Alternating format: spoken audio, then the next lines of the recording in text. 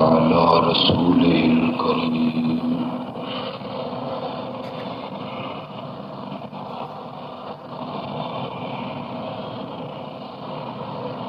وعلى آله وأصحابه أجمعين.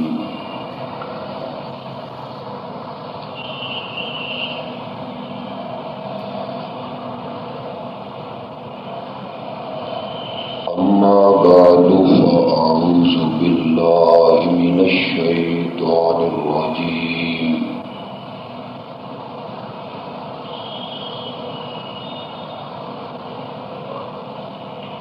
بسم الله الرحمن الرحيم.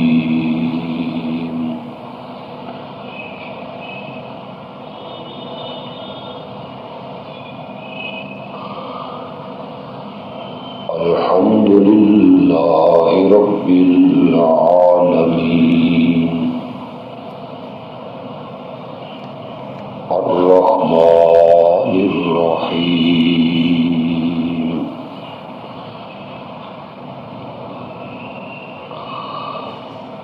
مالك يوم الدين إياك نعبد وإياك نستعين.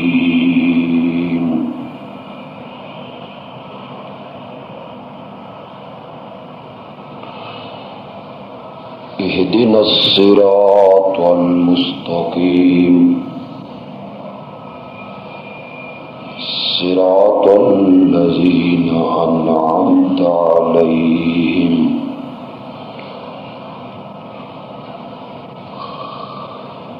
غير المغضوب عليهم ولا الضالين.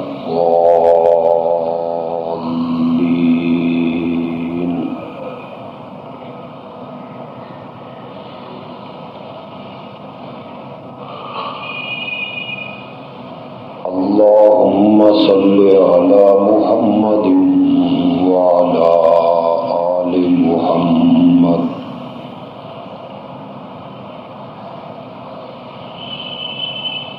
كما صليت على إبراهيم وعلى آل إبراهيم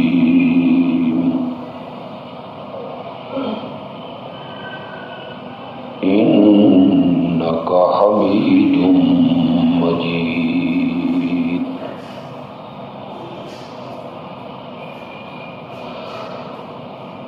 اللهم بارك على محمد وعلى آل محمد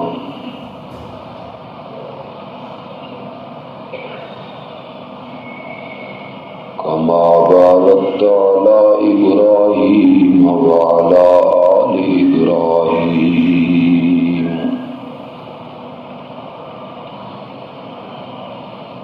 إنك حميد مجيد.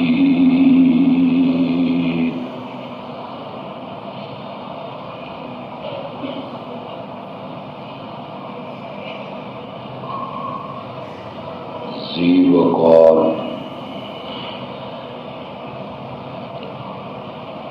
علماء کرام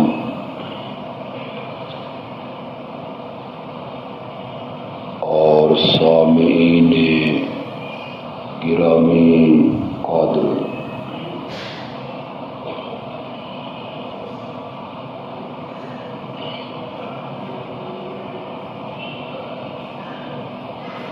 قرآن پاک کی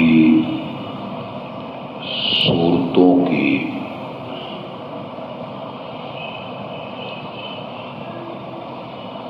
جو موجودہ ترتیب ہے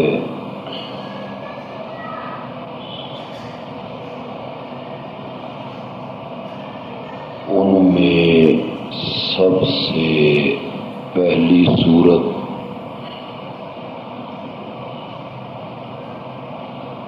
سورۃ الفاتحہ کے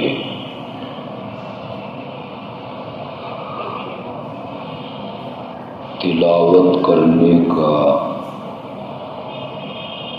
مجھے شرف حاصل ہوا.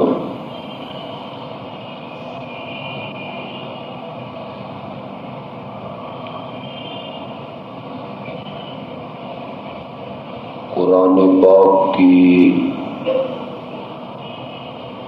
موجودہ ترتیب میں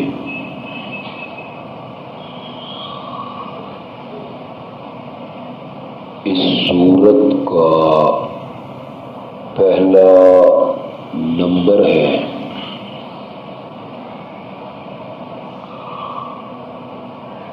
اور نازل ہونے کے لحاظ سے یہ سورت 5ویں نمبر پہ نازل ہوئی ہے۔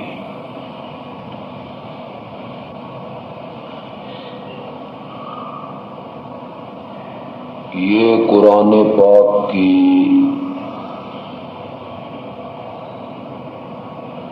ایسی سورت ہے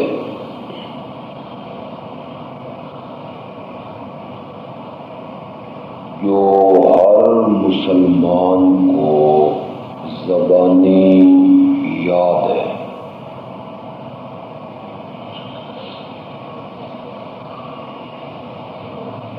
اور نماز کی اکثر رکعتوں میں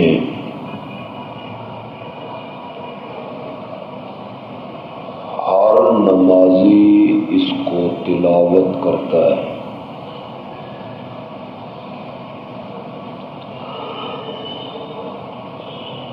لیکن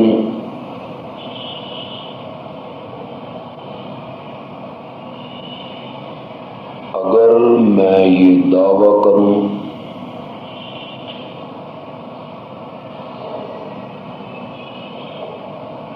تو آپ میرے اس دعوے کی یقیناً تائید کریں گے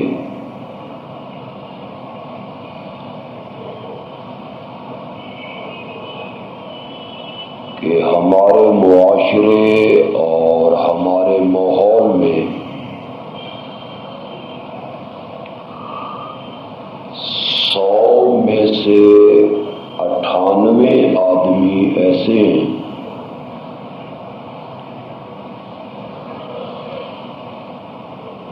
جو طوطے کی طرح رٹی رٹائی یہ سورت پڑھتے ہیں اور انہیں سر سے لے کے پاؤں تک کوئی پتہ نہیں ہوتا کہ ہم نے اس سورت میں کیا پڑھا ہے۔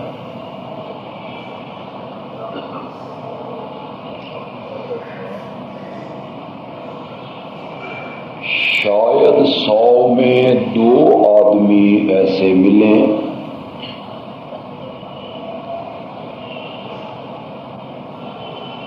جو اس سورت کا معنی جانتے ہوں، مفہوم جانتے ہوں،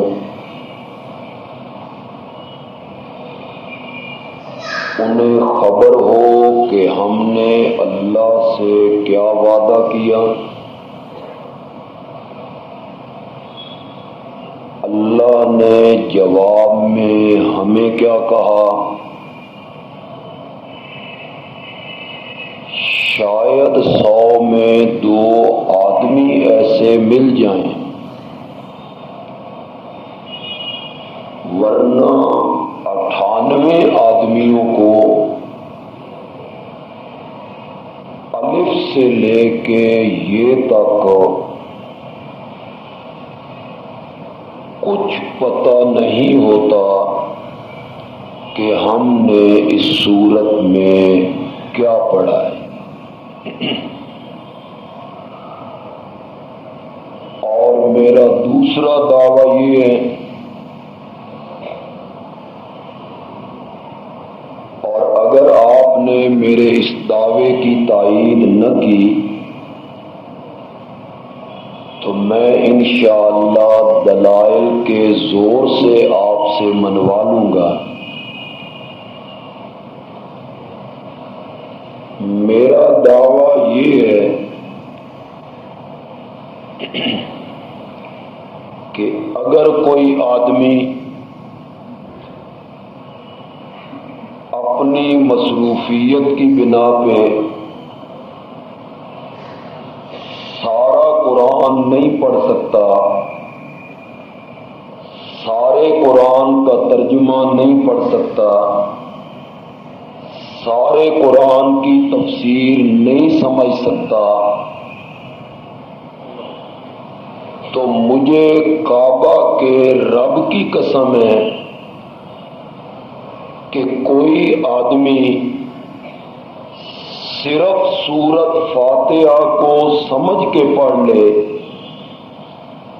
کہ اس کا معنی کیا ہے، اس کا مفہوم کیا ہے، میں نے اللہ سے کیا وعدہ کیا، اللہ نے جواب میں مجھے کیا کہا، اگر کوئی آدمی صرف سورت فاتحہ کو سمجھ کے پڑھ لے، اس کے دل میں شرک والی بیماری نہیں رہ سکتی۔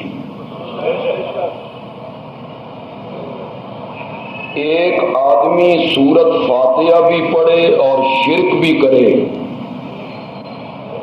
ایک آدمی سورت فاتحہ بھی پڑھے اور اللہ کے سوا کسی اور کو مدد کے لیے پکارے، ایک آدمی سورت فاتحہ بھی پڑھے اور اللہ کے سوا کسی اور کے نام کی نظر و نیاز بھی چڑھائے، سورت فاتحہ بھی پڑھے اور کسی اور کے سجدے بھی کرے، اس کا مطلب یہ ہوا کہ اس آدمی نے سورت فاتحہ کو سمجھ کے نہیں پڑھا۔ اگر وہ سمجھ کے پڑھتا تو اس کے دل میں شرک والی بیماری، حدیث میں آتا ہے کہ ابلیس جو بڑا شیطان ہے، اس کے گھر میں 3 دفعہ صف ماتم بچھی ہے، یہ پریشان ہوا، اس نے سر میں مٹی ڈالی اور افسردہ ہوا۔ پہلا وہ دن تھا جب اسے آسمانوں سے نکالا گیا، دوسرا وہ دن تھا جب اس دنیا میں نبی بنا کے بھیجا گیا حضرت محمد الرسول اللہ صلی اللہ علیہ وسلم کو، اور تیسرا وہ دن تھا جب سورت فاتحہ اتری تھی میرے نبی پر، اور اس کی پریشانی کی وجہ اس کے چیلے چانٹوں نے پوچھی تو کہنے لگا خاموش ہو جاؤ، آج اس نبی پر ایک ایسی صورت اتری ہے کہ اگر اس کی امت نے اس صورت کو سمجھ کے پڑھنا شروع کر دیا تو قیامت تک میری جال میں کوئی بندہ بھی نہیں پھنسے گا۔ اگر کوئی آدمی سورت فاتحہ کو سمجھ کے پڑھ لے تو پھر اس کے دل میں شرک کی بیماری نہیں رہ سکتی۔ میں سورت فاتحہ کی جتنی تفسیری وسعتیں اور جتنی تفسیری کشادگیاں ہیں ان پر میں بحث نہیں کرنا چاہتا، نہ وقت ہے نہ میرا گلا اس بات کی اجازت دے رہا ہے۔ میں سورت فاتحہ کے صرف ایک نام سے گفتگو کرنا چاہتا ہوں، میرا اللہ مجھے اس کی توفیق دے دے۔ نام تو اس سورت کے بہت سارے ہیں، امام رازی نے اپنی تفسیر کبیر میں اس کے 32 نام لکھے ہیں، سورت فاتحہ کے 32 نام امام رازی نے لکھے ہیں، جس میں ایک نام ہے سورت الاساس، عربی میں اساس کہتے ہیں بنیاد کو، یعنی یہ سورت پورے قرآن کی کیا ہے؟ بنیاد ہے۔ ایک نام اس کا لکھا گیا سورت الکنز، عربی میں کنز کہتے ہیں خزانے کو، گویا کہ یہ عرش کا خزانہ ہے جو زمین پہ اتارا گیا۔ ایک نام اس کا ذکر کیا گیا ام القرآن، عربی میں ام کہتے ہیں ماں کو، یعنی پورے قرآن کی ماں ہے۔ پھر یہ ام کا لفظ اصل پہ بولا گیا، جڑ پہ بولا گیا، اور اگر میں ام کا معنی ماں کر کے اس کی تفسیر کرنا چاہوں تو یوں کہہ سکتا ہوں کہ جس طرح سارے بچے ماں کے پیٹ سے باہر نکلتے ہیں، اسی طرح پورے قرآن کے مضامین بھی فاتحہ سے نکلے ہیں۔ اس لحاظ سے اس کو کیا کہا گیا؟ ام القرآن۔ ایک نام اس کا سورۃ الکافیہ ذکر کیا گیا، ایک نام اس کا سورۃ الوافیہ ذکر کیا گیا، ایک نام آپ نے اس کا ذکر کیا سورۃ الشفا۔ ظاہری بیماریوں کے لیے بھی شفا ہے اور باطنی بیماریوں کے لیے بھی شفا ہے۔ میں کسی نام سے اس محفل میں گفتگو نہیں کرنا چاہتا، میں ایک نام سے گفتگو کرنا چاہتا ہوں جو مفسرین نے اس سورت کا نام ذکر کیا، تعلیم المسئلہ۔ کہیے گا ایک دفعہ، تعلیم المسئلہ۔ مسئلہ عربی میں کہتے ہیں سوال کو، گزارش کو، درخواست کو، اور تعلیم کا معنی ہے سیکھنا اور سکھانا۔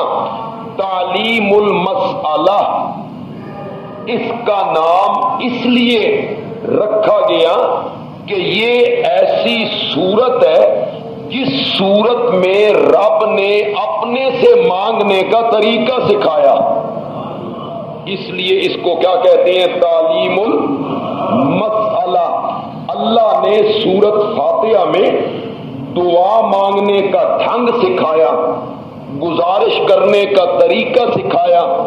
اللہ کہنا چاہتے ہیں کہ مجھ سے مانگنے کا اور دعا کرنے کا اور درخواست پیش کرنے کا اور گزارش میرے سامنے رکھنے کا یہ کوئی طریقہ نہیں ہے کہ میرے دربار میں آؤ اور کہو یا اللہ بیٹا دے دے، یا اللہ عزت دے دے، یا اللہ کاروبار میں وسعت دے دے، یا اللہ مقدمے سے رہائی دے دے، یا اللہ میرے بیمار کو شفا دے دے۔ یہ مانگنے کا، دعا کرنے کا کوئی طریقہ نہیں ہے۔ آؤ میں تمہیں فاتحہ میں مانگنے کا طریقہ سکھاتا ہوں۔ طریقہ مانگنے کا یہ ہے کہ اپنی دعا، اپنی گزارش، اپنی درخواست، اپنا سوال ذرا پیچھے کر دو اور میرے گیت گانے شروع کر دو۔ یہ ہے مجھ سے مانگنے کا طریقہ، یہ ہے مجھ سے مانگنے کا ڈھنگ۔ ایک بات سورت فاتحہ میں ایک چیز سب نے مانگنی ہے، دیوبندیوں نے بھی مانگنی ہے، بریلویوں نے بھی مانگنی ہے، پیروں نے بھی مانگنی ہے، مریدوں نے بھی مانگنی ہے، علماء نے بھی مانگنی ہے، مقتدیوں نے بھی مانگنی ہے، تعلیم یافتہ طبقے نے بھی مانگنی ہے، ان پڑھوں نے بھی مانگنی ہے۔ ایک چیز سب نے سورت فاتحہ میں مانگنی ہے۔ اللہ نے فرمایا جو چیز مانگنی ہے نا اس کو ذرا پیچھے کر دے اور پہلے شروع ہو جا الحمدللہ۔ پہلے میرے گیت گانے شروع کر دے، میری تعریفیں کرنی شروع کر دے، کہ الحمدللہ رب العالمین الرحمن الرحیم مالکی یوم الدین۔ پھر ایک وعدہ کر میرے ساتھ، ایاک نعبد و ایاک نستعین۔ میری بات تھوڑی سی علمی ہو جائے گی لیکن میں علمی بات کو عوامی کر دوں گا انشاءاللہ۔ بات تو تھوڑی سی علمی ہوگی لیکن میں اس کو عام لہجے میں بالکل عوامی بنا دوں گا۔ ذرا معنی کیجئے الحمدللہ کا۔ شاباش۔ تمام تعریفیں اور تمام ثنائیں اور تمام خوبیاں اور تمام صفتیں للہ۔ کس کے لیے؟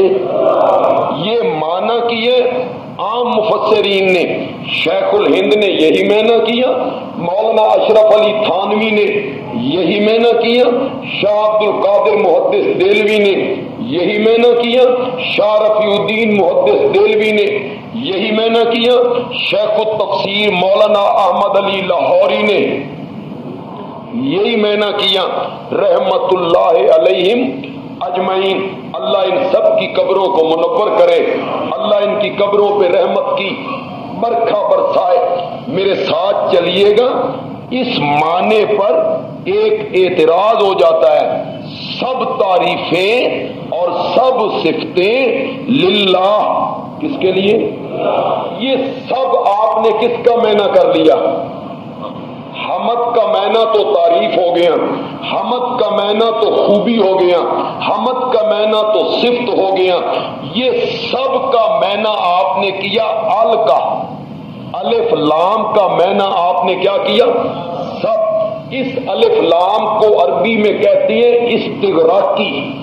کیا کہتے ہیں؟ الف لام استغراقی، جس نے سب کو گھیر رکھا ہے، ساری جزیات کو گھیر رکھا ہے۔ معنی کیا ہوا؟ الف لام استغراقی بنا کے معنی ہم نے کیا سب تعریفیں، سب صفتیں، سب کمال للہ، کس کے لیے؟ اللہ کے لیے ہیں۔ پھر اس معنی پہ اعتراض ہو گیا، ایک شبہ ذہن میں پیدا ہو گیا، بھائی سب صفتیں، سب تعریفیں، سب کمال اللہ کے لیے ہے، یہ معنی کیسے صحیح ہو سکتا ہے جبکہ ڈھیر ساری تعریفیں تو محمد عربی کے لیے بھی ہیں، جبکہ ڈھیر ساری صفتیں تو انبیاء کے لیے بھی ہیں، جبکہ بہت ساری خوبیاں تو فرشتوں کے لیے بھی ہیں، جبکہ بہت سارے کمالات تو جبریل امین کے لیے بھی ہیں۔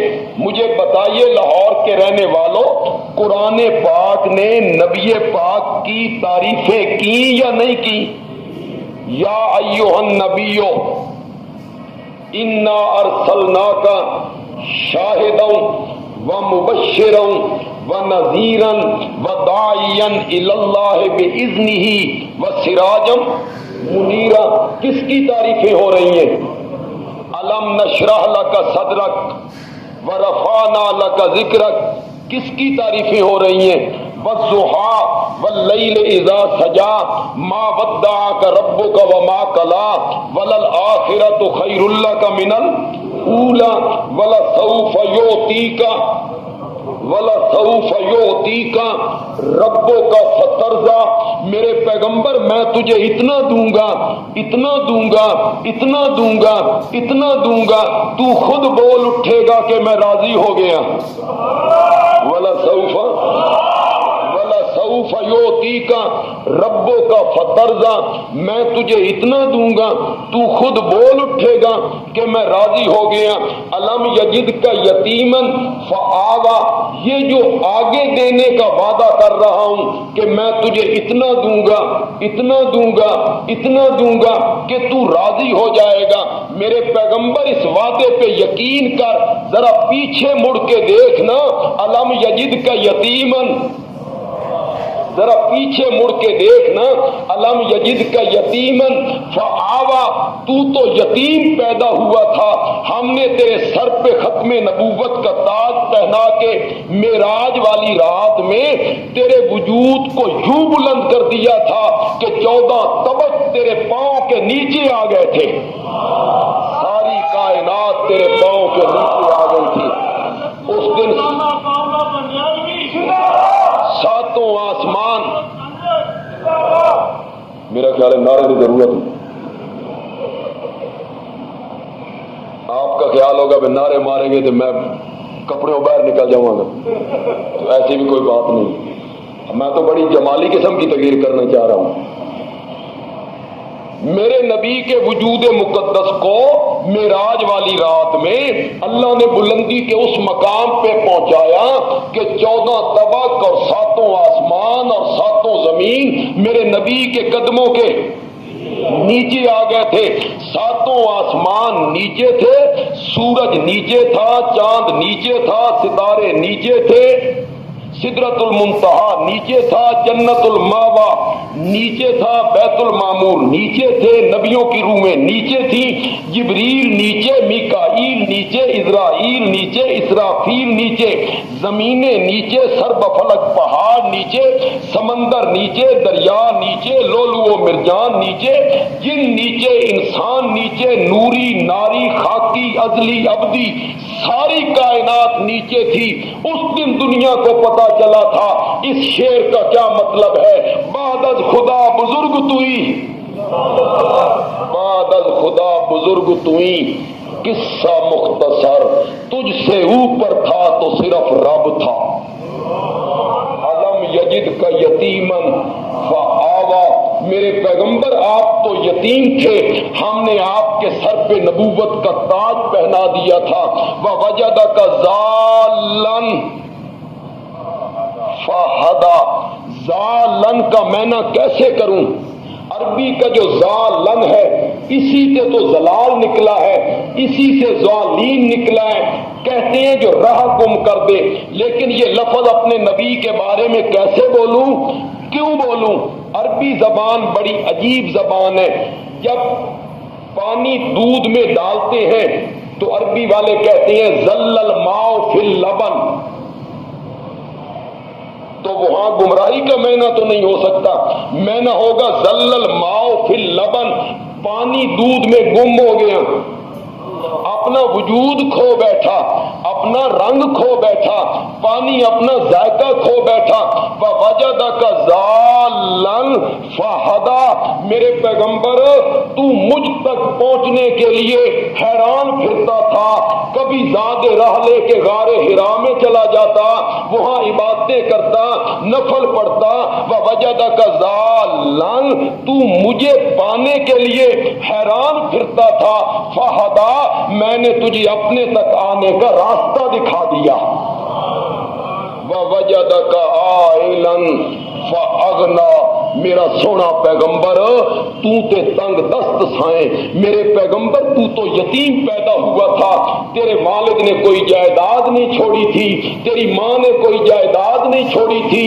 ووجدک عائلاً فاغنی، میرے پیغمبر تو تنگ دست تھا، ہم نے خدیجہ جیسی عورت سے شادی کروا کے تجھے خوشحال بنا دیا ہے، ووجدک عائلاً فاغنی، یہ کس کی تعریفیں ہو رہی ہیں؟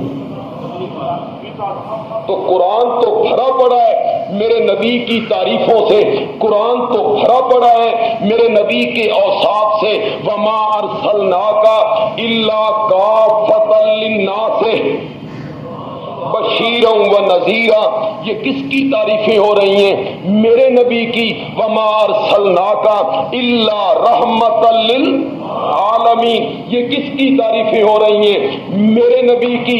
کبھی کبھی جو میرا نبی زمین پہ بیٹھ کے چہرہ آسمان کی طرف اٹھاتا ہے، پھر نیچے کر لیتا ہے، پھر اٹھاتا ہے کہ قبلے کا حکم کہیں آ نہ جائے، آپ کی مرضی ہے کہ ابھی نہ آئے، آپ بار بار اٹھاتے ہیں، تو کتنے خوبصورت لفظوں میں اللہ اس کا ذکر کرتا ہے، قد نرا تقلب وجہک فی السماء، قد نرا تقلب وجہک فی السماء، ہم دیکھ رہے ہیں، ہم دیکھ رہے ہیں تیرا بار بار چہرہ اٹھانا آسمان کی طرف۔ ان لفظوں کی آپ کو سمجھ نہیں آئے گی، سمجھ تب آئے گی جب میں یہ کہوں گا کہ یہ لفظ کہنے والا محب ہے یا محبوب ہے، کہہ رہا ہے اپنے محب کو، محبوب اپنے محب کو یہ جملے کہے، ہم دیکھ رہے ہیں۔ قد نرا، یہ علماء بیٹھے، قد نرا اس کا اردو میں کیسے معنی کیا جائے کہ وہ مزہ جو عربی والا ہے وہ اردو کے لفظ میں پیدا ہو جائے، وہ عقیدت جو عربی کے لفظوں میں ہے اردو کے لفظوں میں آ جائے۔ مولانا حسین علی نے معنی کیا، پنجابی میں معنی کیا، بڑا مزہ ہی آ گیا۔ حضرت صاحب معنی کرتے ہیں قد نرا تقلب وجہک فی السماء، تیرا بار بار چہرہ آسمان کی طرف اٹھانا اساں ڈاڈھا ویٹھے پے ہاں۔ قد نرا تقلب وجہک فی السماء فلنولینک قبلۃ ترزاہا، یہ کس کی تعریفیں ہو رہی ہیں؟ میرے پاس وقت نہیں ہے، یہ موضوع ایسا ہے کہ میں اس موضوع کی طرف چل نکلوں پھر ہم اڑ جائیں گے، لیکن یہ میرا موضوع نہیں ہے، ذرا واپس پلٹیے گا۔ جب قرآن نبی پاک کی تعریفیں کرتا ہے، آپ کی صفتوں کو ذکر کرتا ہے، پھر الحمدللہ کا یہ معنی کیسے ہو سکتا ہے کہ ساری تعریفیں؟ تو نبی پاک کے لیے بھی تو تعریفیں ہے نا، آپ کی بھی تو صفتیں ہیں نا، پھر قرآن پاک نے صرف میرے نبی کی تعریفیں نہیں کی ہیں، قرآن نے باقی انبیاء کی تعریفیں بھی کی ہیں، اور قرآن نے صرف میرے نبی کی تعریفیں نہیں کی ہیں، قرآن نے میرے نبی کے یاروں کی تعریفیں بھی کی ہیں، صحابہ کے اوصاف کا ذکر بھی کیا ہے۔ قرآن صحابہ کا ذکر کرتا ہے، اولئک علی ھدی من ربہم وَأُولَئِكَ هُمُ الْمُفْلِحُونَ، یہ بھی تو صحابہ کی عظمت والی آیت ہے نا، اولئک هم المفلحون۔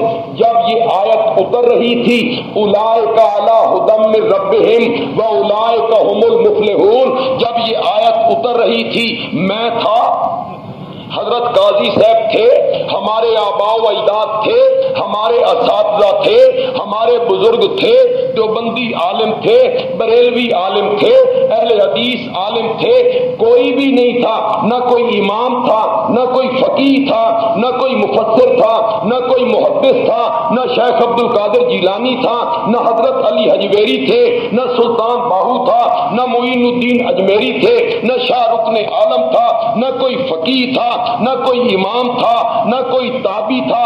جب یہ آیت اتر رہی تھی، تھا تو حبشے کا بلال تھا، طلحہ و زبیر تھا، عبد الرحمن ابن عوف تھا، سعد ابن ابی وقاص تھا، حیدر کرار تھا، عثمان ذی النورین تھا، فاروق اعظم تھا، صدیق اکبر تھا۔ تو اس آیت کا پہلا مصداق کون تھے؟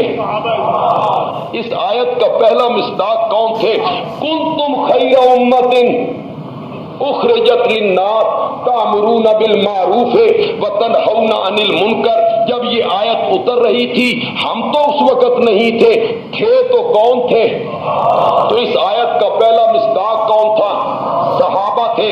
اولئک هم المتقون، اولئک هم الصادقون، اولئک هم الراشدون، اولئک هم المتقون، اولئک هم المؤمنون حقا، اولئک هم المؤمنون حقا، اولئک حزب اللہ رضی اللہ عنہم ورضوا۔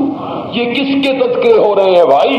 یہ کس کے تذکرے ہو رہے ہیں؟ صحابہ کے تذکرے ہو رہے ہیں۔ پھر قرآن نے شہیدوں کا ذکر کیا، پھر قرآن نے اولیاء اللہ کا ذکر کیا، الا ان اولیاء اللہ لا خوف علیہم ولا هم یحزنون۔ پھر قرآن نے علماء کا ذکر کیا، شہیدوں کا ذکر کیا، قرآن پاک نے اولیاء اللہ کا ذکر کیا، اصحاب کہف کا ذکر کیا، ذوالقرنین کا ذکر کیا، حکیم لقمان کا ذکر کیا، قرآن نے حضرت خضر کا ذکر کیا، انبیاء کا ذکر کیا، ان کی تعریفوں کا تذکرہ ہوا۔ پھر یہ معنی کیسے صحیح ہو سکتا ہے؟ سب تعریفیں اور سارے صفتیں، یہ کیسے معنی صحیح ہوگا؟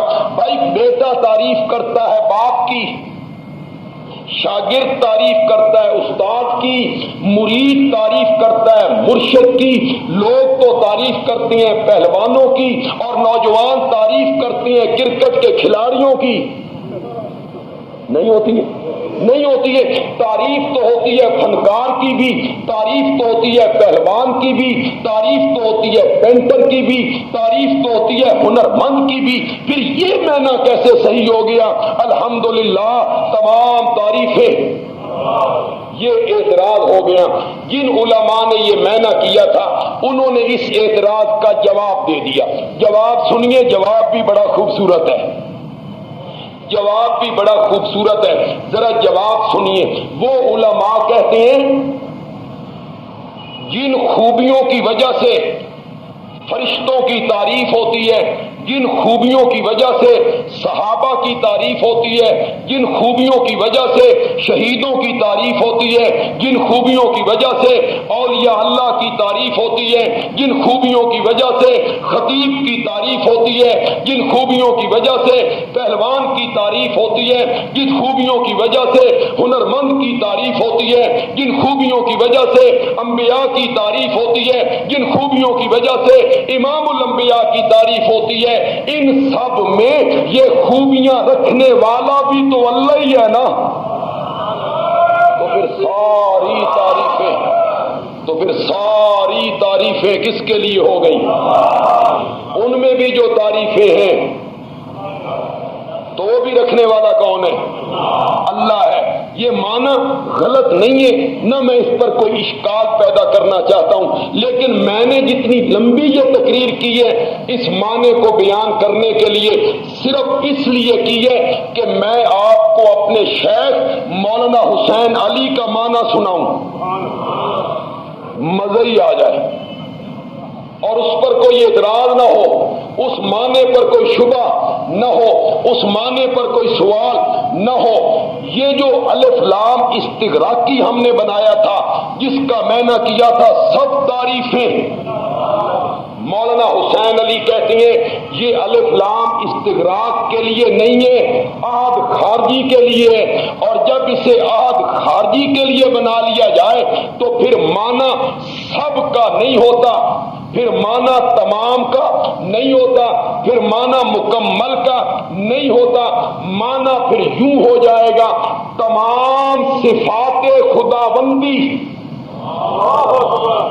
پھر محدود ہو جائیں گی وہ صفتیں، تمام صفات خداوندی، تمام صفات الوہیت، تمام صفات معبودیت للہ۔ کس کے لیے؟ سمجھ بھی آئیے کہ کون کھ نہیں۔ جب آپ کو سمجھ آ گئی، آپ نے اتنے زور سے سبحان اللہ کہنا ہے پوری مسجد گونج جانی، لیکن جب آپ کو سمجھ آ گئی، ابھی آپ کو سمجھ نہیں آئی۔ ساری تعریفیں نہیں، نبیوں والی تعریفیں نبیوں میں، ولیوں والی تعریفیں ولیوں میں، علماء والی صفتیں علماء میں، پہلوان والی صفتیں پہلوان میں، ہنرمند والی صفتیں ہنرمند میں، خطابت والی صفتیں خطیب میں، قرات والی صفتیں قاری میں، حفظ والی صفتیں حافظ میں، امامت والی صفتیں امام میں، تفسیر والی صفتیں مفسر میں، حدیث کی تشریح والی صفتیں محدث میں، اس کا کوئی سروکار ہی نہیں ہے۔ ہم نے معنی کیا تمام صفات الوہیت، تمام صفات خداوندی، تمام صفات معبودیت للہ۔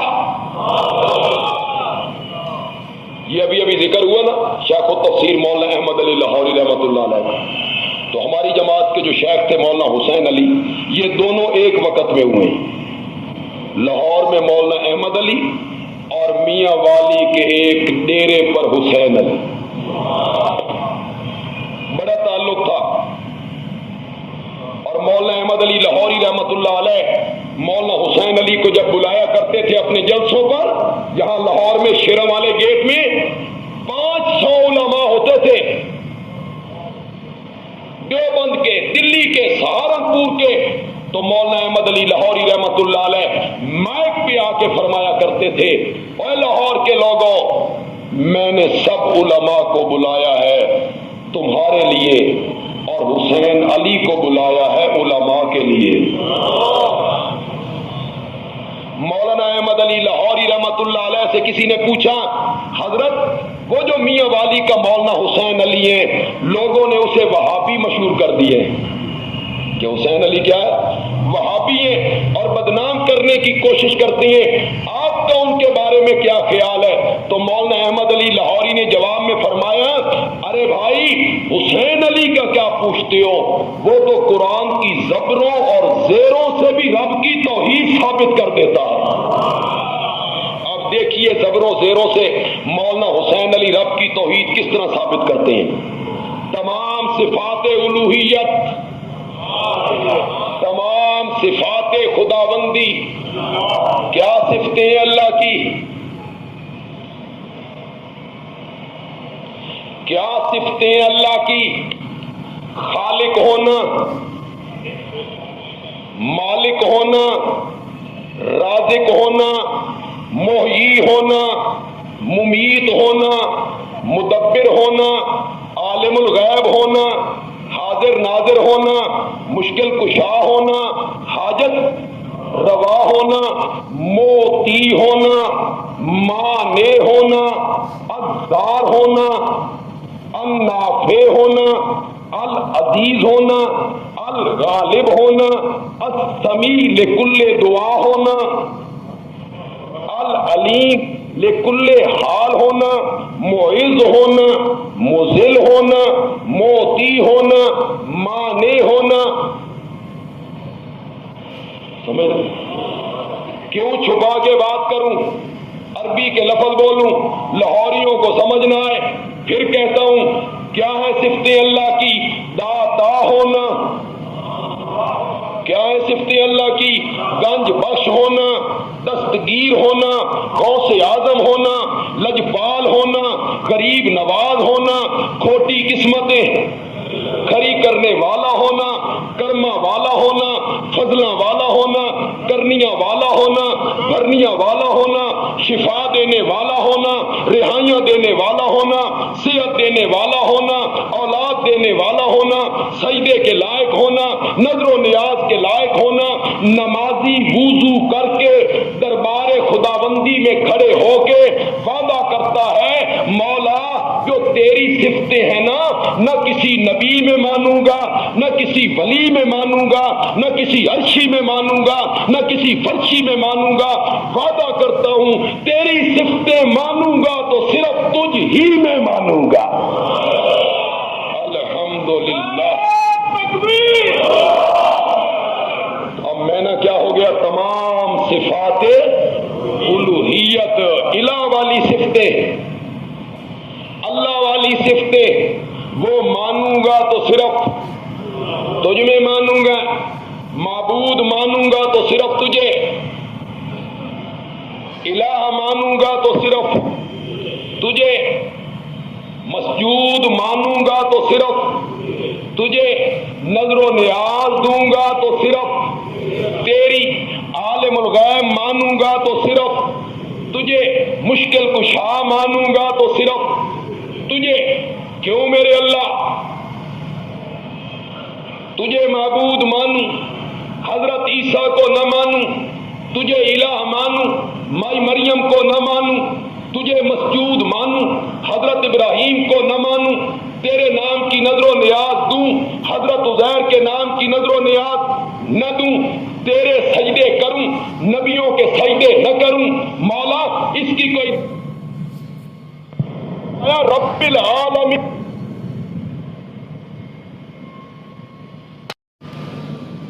آپ ہنسنے لگا، بچہ رونے لگا، چاچا جی ہنسنے لگے، باپ رونے لگا، ماموں ہنسنے لگا، بچہ رونے لگا، ماموں ہنسنے لگا، بچہ رونے لگا، مولوی صاحب ہنسنے لگے جڑے اذان دین گئے سن. ہوں تو خیر تسی آپ ہی دے لیندے ہو، یہ رولا ہی مکا چھڈیا تسی بھی جڑے 10-25 روپے مولویوں دینے پیندے سن بھی بچاؤ. بندیال میں میرے چچا جی نے ایک طالب علم سے کہا جاؤ انہوں نے گھر اذان بچہ ہویا تو اذان دے آ. اسی نے کھلو کے شروع کر چھڑی.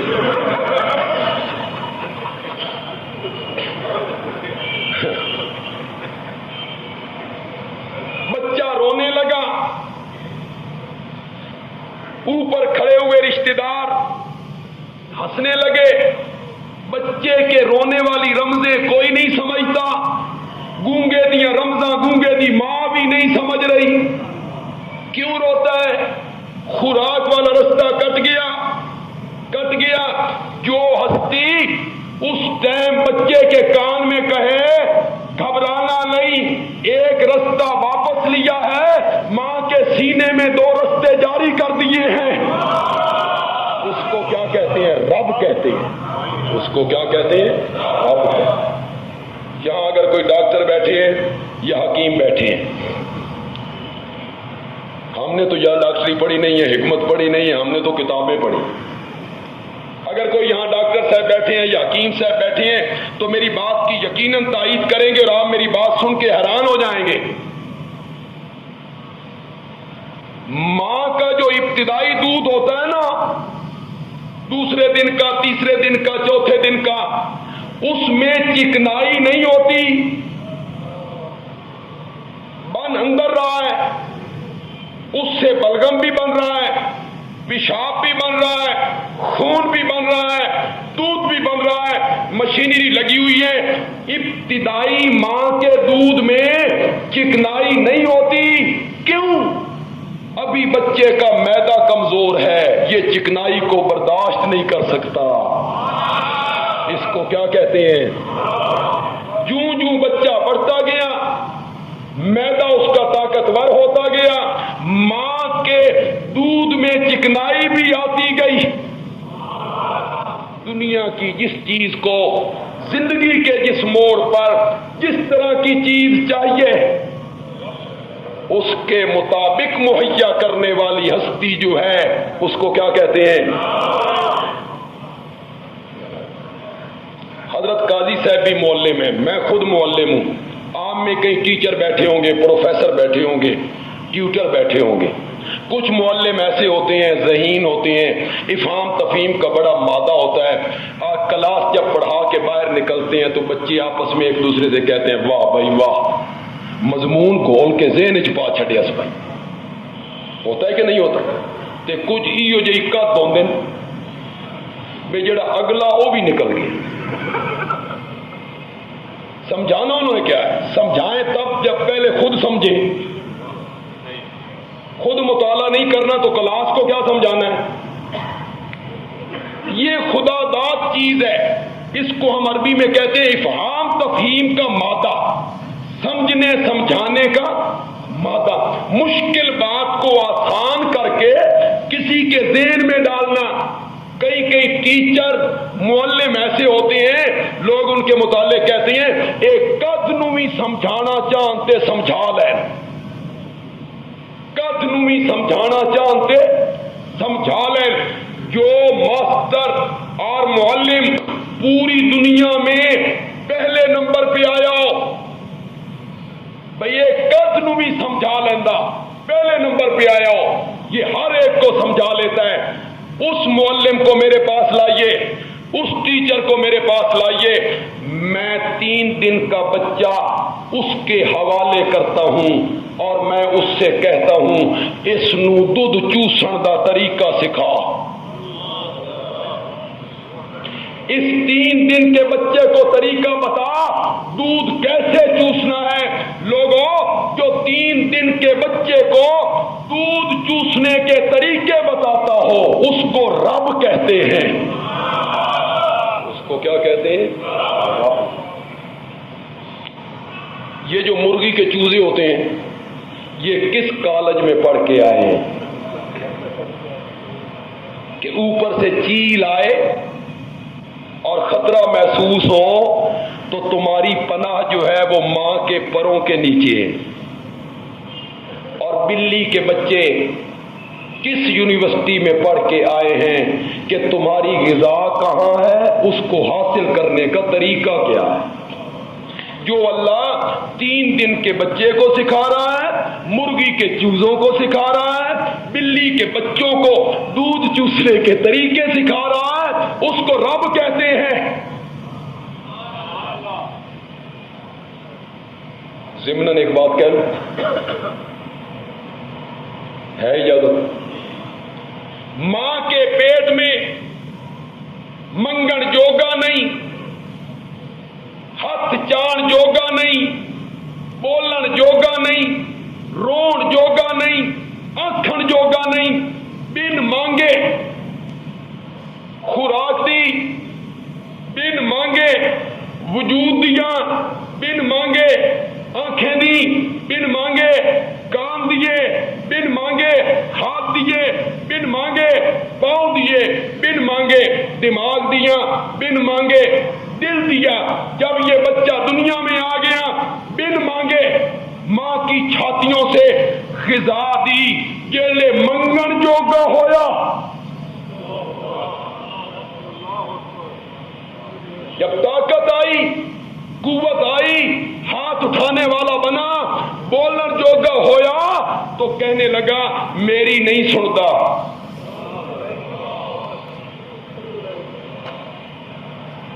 میری نہیں سنتا، انہاں دی نہیں موڑدا، میری انہاں دے اگے، انہاں دی رب دے اگے میری نہیں سنتا۔ یا ایھا الانسانو ما غرک بربک الکریم الذی خلقک فسواک فعدلک۔ اور شہداء مسجد میں بیٹھے ہوئے میرے بھائیوں، میری عادت ہی نہیں ہے فتوی بازی کی، میری عادت ہی نہیں ہے بدتمیزانہ گفتگو کرنے کی، میں فتوے نہیں لگاتا، لیکن اتنی بات تو بتائیے گا، جو بندہ یہ کہتا ہے میری نہیں سنتا، وہ رب کی صفت السمیع کا انکار کرتا ہے یا نہیں کرتا ہے؟ کتنا کفریہ جملہ ہے، میری نہیں سنتا، جبکہ اس کا نام ہے السمیع۔ علامہ ابن قیم نے لکھا، کالے رنگ کی چیمٹی ہو، کالے رنگ کا پتھر ہو، پھر وہ پتھر جنگل میں ہو، اوپر سے کالی رات ہو، اوپر کالا بادل ہو، چیمٹی کالی، پتھر کالا، جنگل سیاہ، رات کالی، اوپر کالا بادل، وہ چیمٹی جو ریت پر چلے تو پاؤں کے نشان نہیں چھوڑتی، ریت پہ بھی چلے تو پاؤں کے نشان نہیں چھوڑتی، وہ پتھر پہ چلی جا رہی ہے۔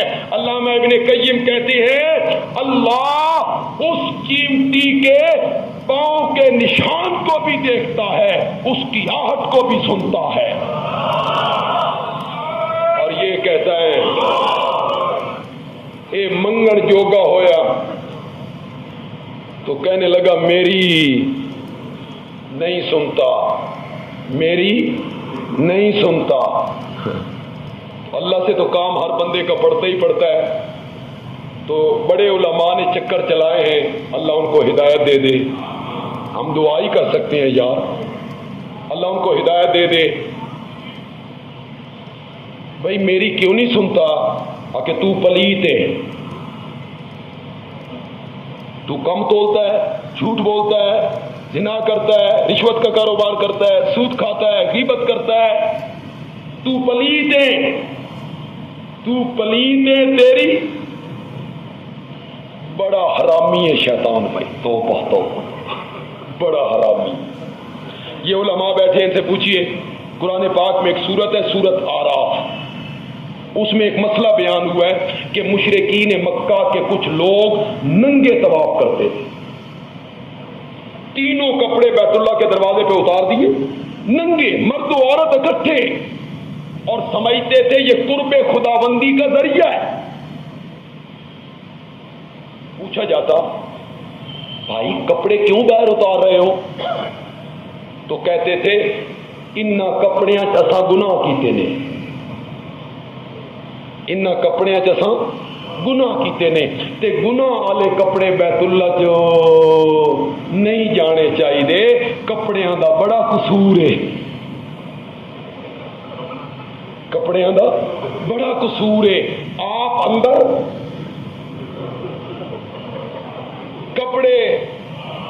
کپڑوں میں ہم گناہ کرتے ہیں، یہ گناہ والے کپڑے اندر نہیں جانے چاہیے۔ لاہوریوں،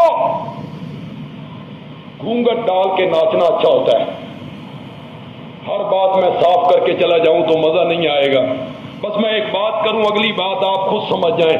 شیطان بڑا حرامی ہے، انہاں نو آکھیا تواڈے کپڑے پلیت نے،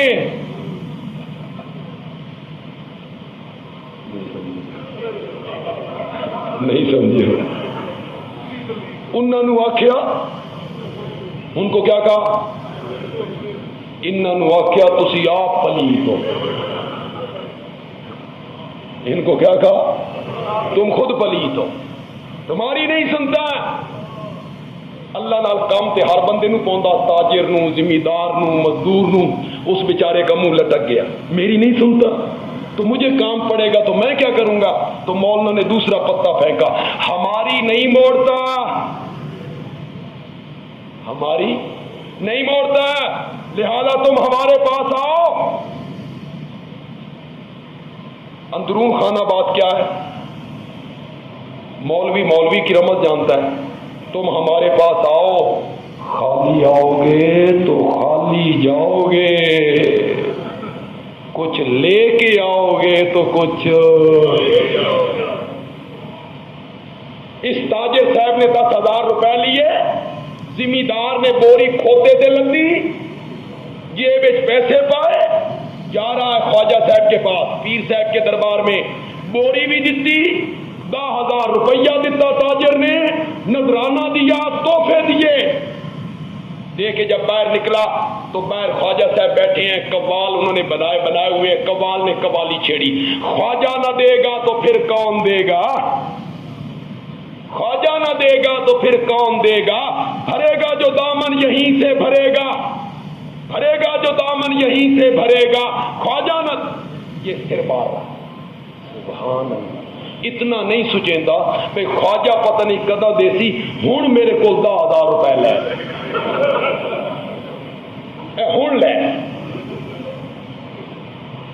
پہلے یار یہ فیصلہ تو کرو بھئی پیر مریدوں کے مشکل کشا ہے یا مرید پیروں کے مشکل کشا ہے. پہلے یہ تو فیصلہ کرو گا. یہ پیروں کو پیسے کون دیتا ہے؟ ان کے جو گاڑیوں میں پٹرول جلتا ہے اس کے پیسے کون دیتا ہے؟ ان کو نذرانے کون دیتا ہے؟ مشکل کشا سے مرید ہوئے. میری سنتا نہیں, ان کی موڑتا نہیں. یہ اس کے پیارے ہیں, یہ اس کے پیارے ہیں, محبوب ہیں, دوست ہیں. ہم کیا ہیں؟ ہم پرائے ہیں. سیاست کے ساتھ ہمارا تعلق کو نہیں ہے, ہماری جماعت کا بھی تعلق کو نہیں. آپ میں بھی تمام قسم کے لوگ بیٹھے ہوں گے, ہر جماعت کے افراد موجود ہوں گے, لیکن ایک مثال دینا چاہتا ہوں. یہ پچھلے اب بھی مثلا کاف لیگ کی حکومت ہے, اس حکومت نون لیگ والوں کے کم ہونے, اور جب نون لیگ کی حکومت ہوتی تھی تو پیپل پارٹی کے کام ہوتے تھے. جب پیپل پارٹی کی حکومت آتی سی تو نون لیگ والے کام ہوتے سن. آپ تجربہ کر کے دیکھ لیں, ایک گلی والے ایک کا کر لیں بھائی اس کونسلر کو ووٹ نہیں دینے, ایک کا کر لیں. اس کونسلر کو بھی پتا چل جائے بھائی ان گلی والے من ووٹ ہو نہیں دیتے, وہ کونسلر کامیاب ہو جائے, اس سولنگ لگی پئی ہے وہ بھی پٹوا چھڑ. نہیں ہوتا. میری بات کی طرف توجہ ہے آپ کی؟ کہوں بات, اپنوں کے کام کرنا اور پرایوں کے نہ کرنا, دوستوں کے کام کرنا, دشمنوں کے نہ کرنا, یہ سیاسی لٹیروں کا کام ہوتا ہے. اللہ رحمان تب بنے گا جب دوستوں سے پہلے دشمنوں کی سنے گا. وہ اللہ پھر رحمان کیسا ہے؟ اپنوں کی سنتا ہے, پرایوں کی نہیں سنتا. وہ رحمان تب بنے گا جب دوستوں سے پہلے دشمنوں کی سنے گا, اپنوں سے پہلے پرایوں کی سنے گا. بلکہ میں سمجھتا ہوں جو نیک لوگ ہیں وہ جب مانگتے ہیں تو اللہ کہتے ہیں اے میرے پیارے نے انہوں کھلوتا رہن دو میرے دروازے تے, انہوں میرے دروازے تے کھلوتا رہن دو میرے پیارے نے, نیک نے. اور جب کوئی بدکار مانگتا ہے تو اللہ تعالیٰ فرشتوں کہتے ہیں جلدی جلدی دے کے فارغ کرو, ہٹاؤ انہوں میرے دروازے تو.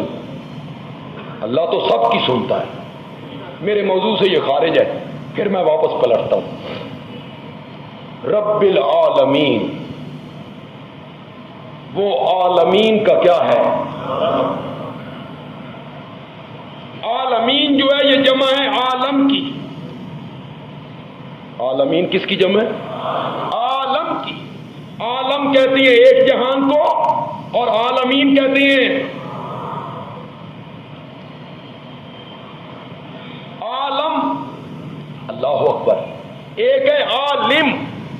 جیسے یہ حضرات بیٹھے ہیں. عالم لام کی زیر سے یہ نکلا ہے علم سے.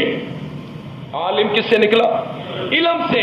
اور عالم جو ہے لام کی زبر کے ساتھ یہ نکلا ہے علم سے. اور علم کسے کہتے ہیں؟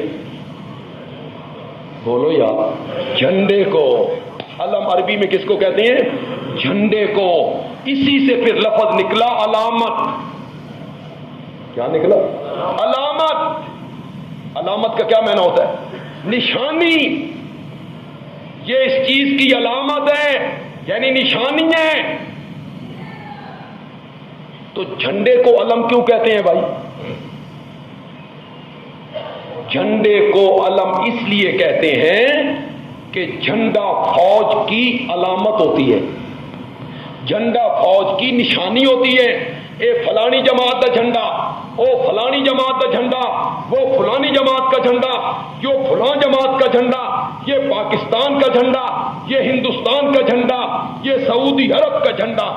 جھنڈے کو علم اس لیے کہتے ہیں کہ علم کا معنی ہے نشانی، علامت. تو جھنڈا اپنی فوج کی کیا ہوتی ہے؟ علامت اور نشانی. اس لیے اس کو علم کہتے ہیں.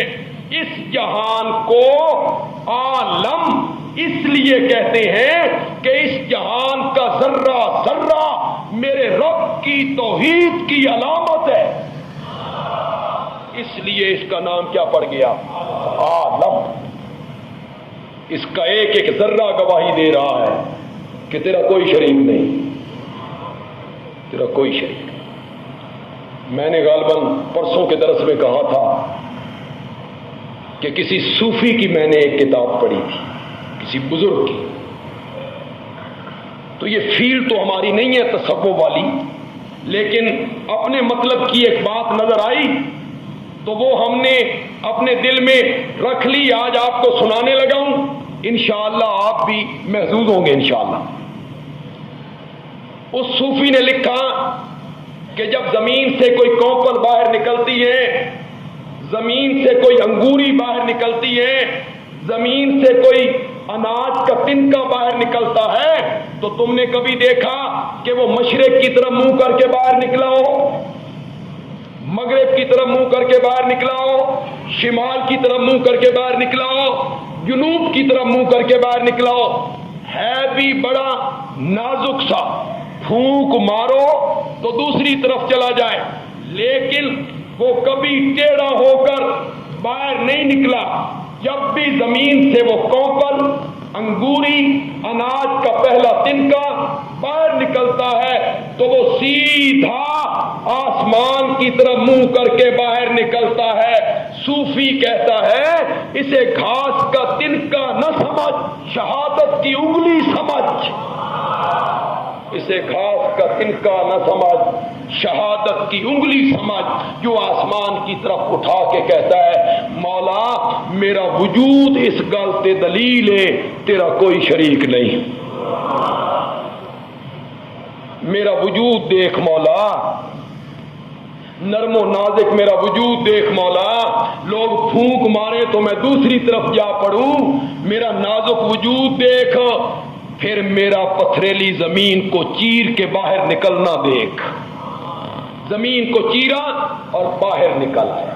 کہنا میں یہ چاہتا تھا کہ سورت فاتحہ کا ایک نام ہے تعلیم المسئلہ، یعنی ایسی سورت جس سورت میں اللہ نے اپنے سے مانگنے کا کیا سکھایا؟ طریقہ. کیا تھا طریقہ؟ کہ دعا اور سوال کرنے سے پہلے کیا کرو؟ تو بندے نے تعریفیں شروع کی، الحمدللہ رب العالمین الرحمن الرحیم مالک یوم الدین. یہ تعریفیں کر رہا ہے، دنیا کا مالک بھی تو، رحمان بھی تو، رحیم بھی تو، قیامت کے دن کا کلی اختیار بھی تیرے پاس ہے، تیری اجازت کے بغیر کوئی بول بھی نہیں سکے گا، کوئی شفاعت بھی نہیں کر سکے گا. اللہ نے فرمایا ہوں ایک وعدہ بھی کر، ایاک نعبد و ایاک نستعین. علماء ذرا چپ کر جائیں، قاضی صاحب کے مقتدیاں کا میں ذرا امتحان لے لوں، اللہ کرے ٹھیک رہے گل۔ ایاک نعبد، ہم تیری عبادت کرتے ہیں۔ جو تسی میرے زیادہ پڑھے ہو حد نہیں ہو گئی۔ ایاک نعبد، ہم تیری عبادت کرتے ہیں۔ وایاک نستعین، ہم تجھ سے مدد مانگتے ہیں۔ یہ معنی جو میں نے کیا یہ تب ہوتا جب عربی کی عبارت یوں ہوتی نعبدو کا ونستعینو کا، تو پھر معنی اسی طرح ہوتا ہم تیری عبادت کرتے ہیں، ہم تجھ سے مدد مانگتے ہیں۔ عربی کا اصول ہے پہلے فعل ہوتا ہے، پھر فاعل ہوتا ہے، پھر مفعول ہوتا ہے، کلام اس طرح چلتی ہے۔ یہاں اللہ نے جو مفعول تھا ایاکا، جس کا مقام آخر میں بنتا تھا، اس کو آخر سے اٹھایا، پہلے لے آئے، مفعول کو مقدم کیا۔ نحو کا امام رضی کہتا ہے کلام کو اپنی جگہ سے ہٹا دیا جائے تو فائدہ حصر کا ہوتا ہے، حصر ہی کا معنی دیتا ہے۔ ایاک نعبد، ہم تیری ہی عبادت کرتے ہیں، وایاک نستعین، اور ہم تجھ ہی سے۔ یہ ہی کیا ہے؟ کیا ہے یہ ہی؟ سمجھ آ جائے کہ کوئی نہیں؟ یہی کیا ہے؟ تیری ہی، تجھ ہی سے، یہی کیا ہے؟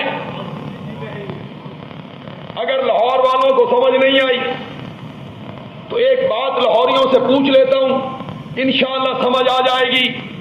لاہور کے لوگوں نے رات کو دکانیں بند کی، گھر پہنچے، جو ملازم تھے 3 بجے دفتر سے چھٹی ہوئی، گھر چلے گئے، گھر میں داخل ہوئے، بیگم صاحبہ سامنے بیٹھی تھی۔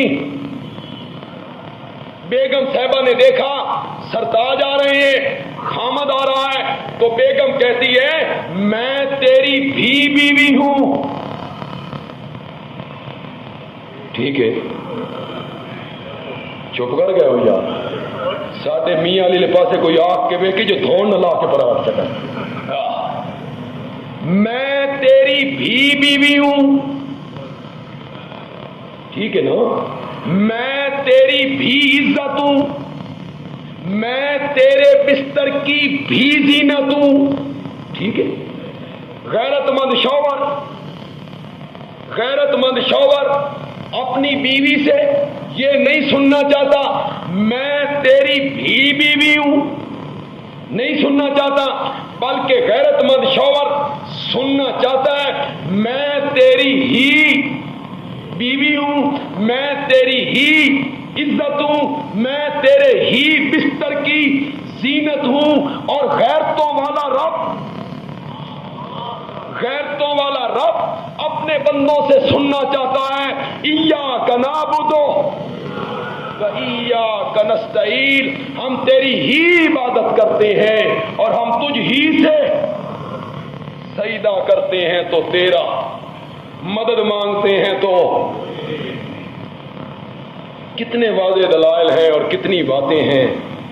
شیخ القرآن مولانا غلام اللہ خان رحمۃ اللہ علیہ میری تفسیر کے استاد تھے، میں نے ان سے قرآن پاک کی تفسیر پڑھی، حضرت قاضی صاحب نے بھی ان سے قرآن پاک کا فیض حاصل کیا، تفسیر پڑھی۔ وہ فرمایا کرتے تھے ساری رات اسی واز کیتا، قرآن پڑھ کے عالم الغیب کوئی نہیں، عالم الغیب صرف اللہ ہے، فلاں آیت فلاں سورت کوئی نہیں جانتا، کوئی نبی، کوئی ولی، کوئی فرشتہ، عالم الغیب نہیں۔ پڑھ کے اساں سنایا۔ صبح کے ٹائم مقتدی اپنے مولوی صاحب کے پاس گیا اور جا کے کہا مولانا راتی غلام اللہ خان آیا سی، بڑیاں ہی ایتاں پڑھیاں سو کہ اللہ کے سوا کوئی غیب نہیں جانتا، کوئی نہیں جانتا۔ مولوی صاحب نے اس بندے کو کہا وچوں جان دین،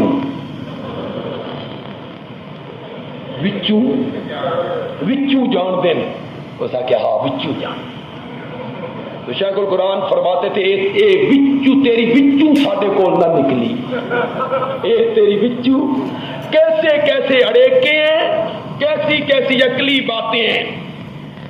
لوگ کہتے ہیں اچھا جی صرف اللہ کا سجدہ، صرف اللہ کی نظر نیاز ہو، صرف اللہ کی تعظیم ہو، صرف اللہ کو سجدہ، صرف اللہ کی پکار، اوروں کی نہیں، غیر اللہ کی نہیں کہ نہیں؟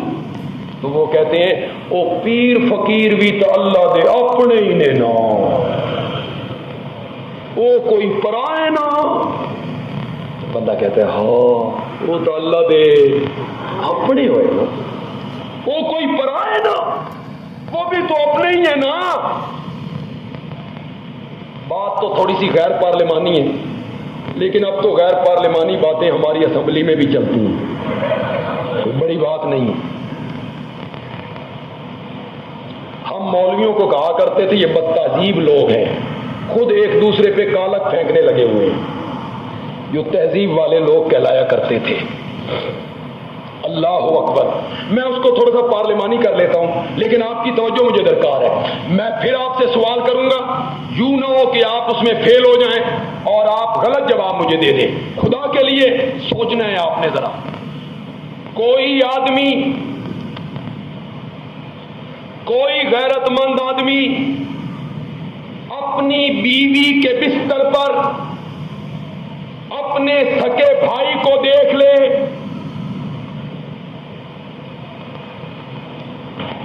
بولو خیر اپنا ہی ہے، کوئی غیر ہے؟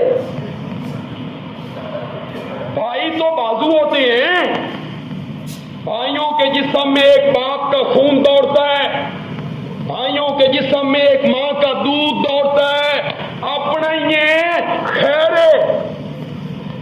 وہ کوئی پرایا کوئی اپنا ہی ہے نا، لیکن غیرت مند شوہر اور لاہور کے لوگوں بندیالوی کی بات سنو، غیرت مند شوہر اپنی بیوی کی عزت میں سکے بھائی کی شراکت برداشت نہیں کرتا۔ اللہ بھی فرماتے ہیں میں اپنی صفتوں میں اپنے پیاروں کو شریک نہیں کرتا، چاہے اس کے اپنے ہوں۔ ایاک نعبد و ایاک نستعین۔ جب اس نے رب کی تعریفیں کر لی، رب کی صفتوں کا ذکر ہو گیا، رب کی خوبیوں کا ذکر ہو گیا، یہاں بندہ پہنچا، اللہ نے فرمایا فسأل یا عبدی، منگ میرے کول کی منگنا۔ تو نے میری جو اتنی تعریفیں کی ہیں، اتنی خوبیوں کا تذکرہ کیا ہے، الحمدللہ رب العالمین الرحمن الرحیم مالک یوم الدین ایاک نعبد و ایاک نستعین۔ پتر منگنا، پتر دے ماں، دھیاں منگنا، دھیاں دے ماں، عزت منگنا، عزت دے ماں، زمیناں منگنا، زمیناں دے ماں، فیکٹریاں منگنا، فیکٹریاں دے ماں۔ اور جواب میں کہتا ہے مولا تیری اتنی تعریفیں بیٹوں کے لیے نہیں، بیٹیوں کے لیے نہیں، دکانوں کے لیے نہیں، فیکٹریوں کے لیے نہیں، زمینوں کے لیے نہیں کی ہیں، مولا میری ایک ہی درخواست ہے، اہدنا الصراط المستقیم۔ یہ دعا مانگنی تھی، سوال کس کا کرنا تھا؟ اہدنا الصراط المستقیم، دکھا ہم کو راستہ۔ شاہ عبد القادر نے غالباً میں نہ کیا، چلا ہم کو سیدھے رستے پر۔ اس کا کیا مطلب ہے؟ ہر نماز میں جو بندہ کہتا ہے اہدنا الصراط المستقیم، اس تو پہلے اس سیدھا راہ کو نہیں دیکھے ہوا؟ جو ہر نماز میں کہتا ہے اہدنا الصراط المستقیم، ہمیں صراط مستقیم پہ چلا۔ نبی پاک یہ دعا مانگتے تھے یا نہیں مانگتے تھے؟ صحابہ مانگتے تھے یا نہیں مانگتے تھے؟ تو کیا آپ صراط مستقیم پر قائم نہیں تھے؟ تو میں نہ سنیے گا، میں نہ کیا خلیفہ رابع داماد نبی سیدنا علی المرتضیٰ نے کہو رضی اللہ تعالی عنہ نے، مفسرین نے اپنی کتابوں میں حضرت علی کے اس معنی کو ذکر کیا۔ حضرت علی کہتے ہیں اہدنا اے ثبتنا، اہدنا اے ثبتنا، مولا جس سیدھے راستے پر تو نے مجھے چلایا ہوا ہے مرتے ٹائم تک اس پر پکا رکھ، مرتے ٹائم پر اس راستے پہ۔ میرے پاس اب وقت نہیں کہ میں ہدایت کے وہ دو معنی آپ کے سامنے کروں اور وہ علمی گفتگو میں شروع کر دوں۔ اس کو میں آسان معنوں میں یوں کہوں گا کہ میں اسٹیشن پہ اترا، پہلی دفعہ لاہور آیا تھا تو میں اسٹیشن سے باہر نکلا تو میں نے پوچھا میں نے مسجد شہداء جانا ہے۔ ایک بندہ وہاں کھڑا تھا، اس بندے نے میری رہنمائی کی، یوں چلے جاؤ پھر یوں مڑ جاؤ پھر ادھر ہو جاؤ پھر ادھر ہو جاؤ پھر فلاں محلے میں فلاں سڑک پہ پہنچو گے، پھر آگے مار روڈ آ جائے گا، پھر آگے جاؤ گے ریگل چوک آ جائے گا، اس کے ساتھ دائیں ہاتھ مسجد شہداء ہے۔ ایک راہ بتانا، ہدایت دینا، رہنمائی کرنا اس معنی میں ہے۔ اس معنی میں احتمال ہے کہ میں دو موڑ مڑنے کے بعد پھر بھول جاؤں، دو تین موڑ مڑنے کے بعد پھر بھول جاؤں۔ اور دوسرا طریقہ یہ ہے کہ میں اسٹیشن سے اترا، باہر نکلا، ایک آدمی کھڑا تھا، میں نے قاضی صاحب کا ذکر کیا، مسجد شہداء کا ذکر کیا، بندہ شریف تھا، با اخلاق تھا، قاضی صاحب کا مقتدی تھا، اس نے کہا یہ کہاں بیچارہ پھرتا رہے گا، اس نے میرا بازو پکڑا اور چلاتے چلاتے چلاتے چلاتے میں مسجد شہداء دے سینے کھلار کے آکھیا اے شہداء مسجد۔ یہ رہنمائی کا دوسرا طریقہ ہے۔ یہاں اہدنا الصراط المستقیم میں دوسرا طریقہ مراد ہے، مولا ساڈی باں چھڈے نہیں، اس باں کو، اس بازو کو پکڑ کے چلاتے چلاتے ہمیں جنت تک پہنچا دینا میرے اہدنا الصراط المستقیم۔ اس رستے پر ہمیں کیا رکھ؟ پکا رکھ۔ صراط الذین انعمت علیہم، راستہ ان لوگوں کا جن پہ تو نے انعام کیا، غیر المغضوب علیہم، ان لوگوں کے رستے پہ نہ چلانا جن پہ تیرا غضب ہوا، ان کے رستے پہ بھی نہ چلانا جو راستے سے بھٹک گئے۔ مولا ہمیں یہودیوں کے راستے سے بھی بچانا اور ہمیں عیسائیوں کے راستے سے بھی بچانا اور ہمیں انعمت علیہم کے راستے پر چلانا۔ اللہ تعالی عمل کی توفیق عطا فرمائے۔ وما علینا الا البلاغ المبین۔ الحمدللہ رب العالمین والصلاة والسلام علی سید الانبیاء والمرسلین وعلی آلہ وصحابہ اجمعین۔ ربنا آتنا فی الدنیا حسنہ وفی الآخرۃ حسنہ وقنا عذاب النار۔ اللہم یا ارحم الراحمین ارحم علینا، ارحم علینا یا حی یا قیوم، برحمتک نستغیث، برحمتک نستغیث، برحمتک نستغیث۔ اللہم انا نسألک العفو والعافیۃ فی الدنیا والآخرہ، اللہم انا نسألک العفو والعافیۃ فی الدنیا والآخرہ۔ اللہم اغفر ذنوبنا، اللہم اغفر ذنوبنا، اللہم اغفر ذنوبنا۔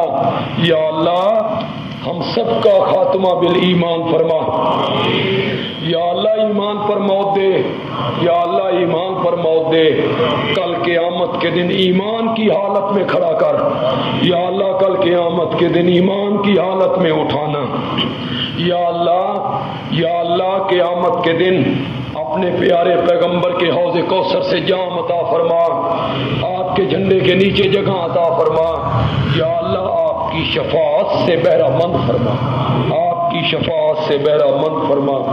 مولا تو دلوں کے بھید بہتر جانتا ہے، ہم نے جو کچھ بیان کیا کسی ضد میں، اناد میں، حسد میں، دشمنی میں نہیں کیا، محض تیری رضا کے لیے کیا، محض تیری رضا کے لیے کیا۔ یا اللہ اس کو مؤثر بنا دے، یا اللہ اس کو مؤثر بنا دے، یا اللہ لوگوں کے لیے ذریعہ ہدایت بنا دے۔ یا اللہ توحید و سنت کا یہ مرکز اس کو قائم و دائم رکھ۔